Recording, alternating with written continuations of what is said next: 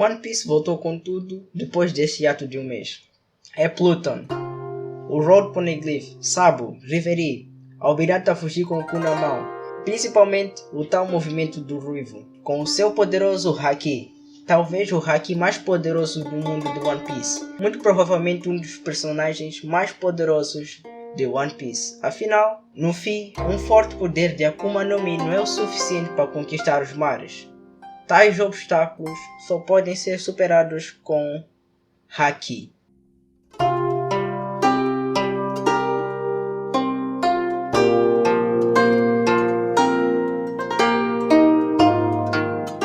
Olá, eu sou Prometheus e sejam muito bem-vindos ao meu canal.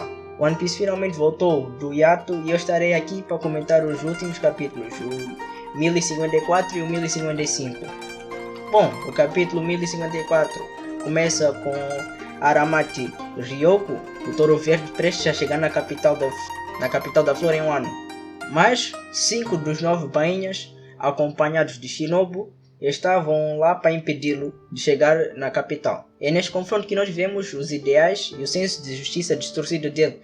Ele chega para dizer que os Tenryubito são os governantes do mundo, e como o Wano não tem um vínculo com o governo mundial, eles não tinham nenhum direito, e assim é como o mundo funciona. Ele usa sua Akuma no Mi para criar várias árvores e enormes punhos, e ele diz uma coisa interessante: está na hora de vocês aprenderem uma verdade árdua. A humanidade somente chegou tão longe por termos imposto hierarquias. Temos que colocar nações não afiliadas como a de vocês no seu devido lugar. Essa ordem é a que mantém a vida funcionando. Preconceito nos dá estabilidade. Essa frase é um pouco triste, mas é triste apenas porque realmente ela é verdade. Isso aplica-se tanto no mundo de One Piece quanto no nosso mundo. Infelizmente a humanidade chegou até aqui, pois há muito tempo teve um sistema de hierarquia. Infelizmente o preconceito e coisas como racismo, xenofobia e tais afim fazem parte da nossa sociedade atual, e se nós retirarmos esse preconceito da nossa sociedade, ela irá desabar, visto todo o histórico mal que nós temos com a escravidão, exploração e tais coisas afim. É interessante isto, pois esses ideais do Aramaki contradizem totalmente a mensagem que o One Piece e o Luffy tentam nos passar. Enquanto o Luffy nos diz muito sobre liberdade e igualdade, o Aramaki chega para ser o contrário: desigualdade, hierarquia e preconceito. Isso é muito bom, não a parte do Aramaki, pelo amor de Deus, mas é bom termos um choque entre essas duas ideias para que nós podemos discernir o que é o certo e o que é o errado. Bom, vemos que o Yamato chega lá para lutar contra o Aramaki e ele apresenta-se para ele, não como Oden, mas sim como Yamato. Desta vez ele é Yamato, o filho de Kaido. Junto do Yamato chega Momonosuke também, para ajudar a impedir que Aramaki chegue à capital das flores e interrompa a celebração do povo do país do Wano. Desde o início do ano nós acompanhamos toda a história e os 20 anos de tirania impostas por Kaido, que agora eles estavam a celebrar e finalmente já tinham a sua liberdade. E infelizmente nessa altura estava lá alguém para destruir toda essa festa, e por isso Momonosuke estava lá para impedir que isso acontecesse. Como era de esperar, Momo não faz muita coisa contra Aramaki e é capturado facilmente, mas quando Yamato tenta e estava pronta para salvá-lo, Momo diz para ele que ele não poderia lutar. A cena corta e somos levados para os arredores do Wano, do mar do Wano, onde estava ele, o Ruivo e o seu bando. Finalmente eles apareceram depois de 500 capítulos. Eles comentam lá sobre o Luffy e como ele tornou-se um grande pirata. Shanks pega no cartaz de procurado de Luffy e temos um flashback do momento em que Shanks e o seu bando roubam a Hito no Mi modelo Nika. E também mostra um monte de cenas fofas do Shanks e do Luffy. Para ser sincero, sabem, depois de ver esses flashbacks e a expressão na cara do Shanks enquanto pensa no Luffy, a minha teoria do Shanks vilão vai desaparecendo aos poucos na minha cabeça. E depois temos uma das partes principais deste capítulo. Shanks chega e diz para Beck que está na hora de pegá-lo, o One Piece. E é aqui que começam as teorias. Será que One Piece tem algo a ver com o chapéu do Luffy, visto que eles mencionaram em encontrar-se com o Luffy de novo, que eles queriam chegar lá? Será que o Luffy tem alguma relação com o fato de estar na hora de ir buscar o One Piece? Será que ele é a chave para o One Piece? Tem muitas teorias sobre isso. Depois somos levados ao quartel-general da Marinha, onde descobrimos que o Sabo tem um novo título, Imperador das Chamas, que tornou-se um herói para a maior parte do mundo. Aos vistos, pelo que as notícias dizem, Nefertari Cobra foi morto por Sabo. Eles atacaram o lar dos Tenryubitos e assim declarando guerra a todo o governo mundial e a toda a marinha. No meio disso eles conseguiram salvar Bartolomeu Kuma e parece que Vivi também desapareceu misteriosamente. Desde então Sabo acendeu uma chama de revolução em todos os países enquanto os 6 reis não voltavam. A marinha parece estar irritada e pretende contra-atacar com força toda. E é aí que o capítulo 1045 termina, com o Akainu a declarar guerra a todos esses países que estão indo contra o governo mundial. Assim termina o capítulo 1054 e começa o capítulo 1055. Somos levados para onde o Yamato e o Momo estão. O Momo diz para o Yamato: descobrimos que o fogo não funciona contra o Aramaki, visto que o Raizou utilizou o seu jutsu para criar fogo, e mesmo assim, o que seria o oponente natural do Aramaki não funcionou tão bem quanto isso. Ele conseguiu repelir até com certa facilidade o fogo. Aramaki empala Raizou e começa a sugá-lo, como ele fez tal como os comandantes Yokos que nós vimos quando ele chegou na Ilha do Wano. Os Banhas tentam fazer alguma coisa, mas são facilmente derrotados. Então é aí que somos levados para uma das minhas partes preferidas do One Piece, o world building e a história em torno do mundo. Lau aparece junto de Robin e o pai de Oden. O pai de Oden explica que Orochi e Kaido não sabiam da existência dessa rota, que eles estavam em uma escadaria para ir embaixo da terra, embaixo do Wano, mas eles tinham um tritão ao seu lado, que é Jack, e eles conseguiram achar o Poneglyph facilmente. Finalmente tivemos uma explicação do porquê Jack conseguir não morrer afogado, mesmo tendo uma Akuma no Mi. Até agora eu também não tinha entendido muito bem isto, mas ainda bem que foi explicado. Eu pensei que ele só não morreu porque sim, mas na verdade ele é um tritão e ele só não consegue nadar, mas ele consegue respirar dentro da água. Eles descem centenas de anos abaixo. Cada vez mais que eles vão abaixo, mais nos é passado informações sobre acerca de 800 anos atrás. E acham o país do Wano submerso. O pai de Oden explica que Wano ficava ali há cerca de 800 anos atrás, perto do nível do mar, na base do Monte Fuji. Em algum momento eles construíram um enorme muro em volta de toda Wano, mas as chuvas dos rios fizeram com que as águas acumulassem dentro desse muro e fez com que as pessoas se mudassem para a encosta no monte, e fez com que as cascatas em volta do Wano fossem criadas. Agora tudo faz sentido. Desde o início, o Wano nos foi dito que as águas dela eram doces nas cascatas. Por isso é que as carpas sobem aquelas cascatas. Eles lutam pela sobrevivência, pois elas são carpas de água doce.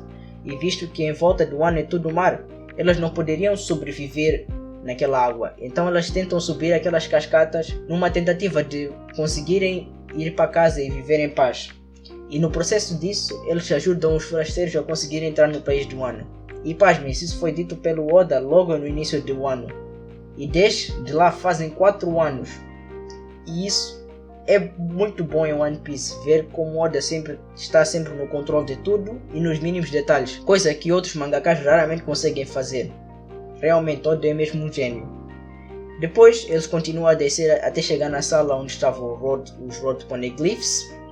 Robin diz que é o terceiro que eles encontram e só falta mais um para eles conseguirem encontrar o One Piece. Ela também menciona que ao continuar um pouco mais abaixo, eles encontrarão a arma ancestral, Pluton, e mais outra informação nos é bombardeada. A arma ancestral Pluton só pode ser liberada quebrando as barreiras em volta do Wano. Isso significa abrir as fronteiras do Wano. Oden deve ter descoberto alguma coisa em sua viagem, o que o fez querer abrir as fronteiras do país. E como nós sabemos, Momo tem acesso ao diário de Oden. E se calhar é por isso que ele não quer abrir as fronteiras do Wano, como foi quando Zunisha perguntou se ele queria abrir as fronteiras do Wano. Pois se calhar ainda não está na hora desejada, não está no momento certo. A hora chegada provavelmente será na guerra final. Voltando para o núcleo do Aramaki. ele diz para os samurais que se Kaido ainda estivesse lá ele não teria vindo, e que mesmo que o regime do Kaido impôs no país seja cruel, foi uma proteção para o país do Wano, visto que ninguém queria invadir o Wano com o comandante das 100 feras lá. Isto dá uma ênfase à ideologia do Aramaki, que a proteção do povo vem a partir de uma hierarquia rígida e com preconceito, mas como nós sabemos, One Piece traz-nos essa imagem de que, na verdade, o Luffy em cada ilha que ele vai, ele tem o hábito de libertar as pessoas e fazer uma festa trazendo igualdade para toda a gente, enquanto ele celebra e traz alegria e felicidade para todos que estão lá. Aramaki pede para que trazem o Luffy, e até Yamato diz que Luffy não perderia para alguém e que chamassem realmente ele, mas Momo está determinado, pois eles não podem depender de outras pessoas para salvar o país do Wano. E faz sentido, pois desde o início eles dependem de ajuda da aliança que eles tiveram com os samurais, os Minks, os piratas do Law e o Luffy. E eles neste momento estão a ir embora, então eles precisam conseguir defender sozinho. O Wano precisa conseguir defender sozinho, visto que será alvo de muitas mais outras coisas, visto que eles não estão aliados ao governo mundial. Eles tentam lutar contra o Aramaki, até Momo consegue fazer um dano bem significativo no Aramaki, com Momonosuke a conseguir jogar 2 Bottle Brief, mas é onde todo aquele lugar é encoberto por raios negros. Um poderoso haki do rei faz com que o almirante trema. Aquele era Shanks, que usava seu haki a quilômetros de distância do almirante.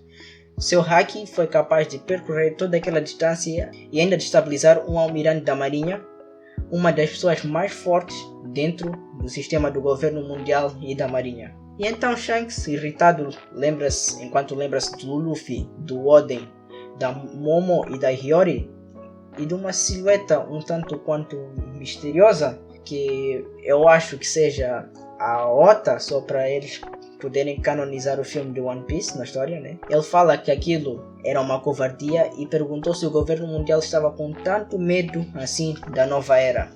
Então o almirante sai do país do Wano com o cu na mão, literalmente. Ele sai a tremer. Não era de se esperar menos, visto que ele não era capaz de derrotar todo o bando do Shanks sozinho a uma luta. Nem sei se ele derrotaria o Shanks sozinho, para ser sincero. O Shanks sozinho já dava conta dele muito fácil, visto que só o haki do rei já fez ele tremer-se todo. Foi um tanto quanto decepcionante, não vou mentir. Muita gente do fandom do One Piece estava a esperar muito para esse almirante. E ele não passou de alguém basicamente preconceituoso e medroso. Foi isso basicamente. Fugiu. Também não tinha muito o que ele fazer, né? Bom, toda a gente começou a festejar quando o quarteto monstro, que podemos atualizar agora para quarteto, visto que estava lá o Jinbei também, ele observa calmamente. E pelos vistos, eles estavam ali a observar há algum tempo e sabiam que o almirante havia invadido a ilha. Mas mesmo assim, eles estavam muito calmos. Isto mostra o quão forte eles devem estar, visto que em Sabaody eles passavam por um grande sufoco só contra o Kizaru. Isso também mostra o tamanho de confiança e de respeito que eles têm da decisão do Momonosuke em proteger o país, pois em nenhum momento eles quiseram intervir na luta. Isso mostra o quão confiante ele está do Momonosuke e quanto respeito ele tem sobre a sua decisão, visto que eles iriam interferir na luta se houvesse alguma probabilidade do Momonosuke perder. Então o Zoro pergunta de quem seria esse haki, e o capítulo termina com Luffy a sorrir, enquanto diz que um rosto familiar apareceu na sua cabeça, e o bando de Shanks vai embora dos mares de Wano. Sério, One Piece está a ficar cada vez melhor, e depois deste ato, One Piece está muito mais frenético e cuspindo um monte de informações para nós. É incrível como o Oda consegue fazer um capítulo muito melhor que o outro. Com isso podemos mesmo ver que One Piece está na sua reta final. Cada vez vamos ter mais informações contadas para nós. E pela carta que o Oda disse quando este ato chegou ao fim, infelizmente só teremos mais 5 anos de One Piece até ele acabar. Agora tudo está encaminhando para um fim, onde finalmente vamos descobrir o que é o incrível tesouro escondido que conecta todas as pessoas.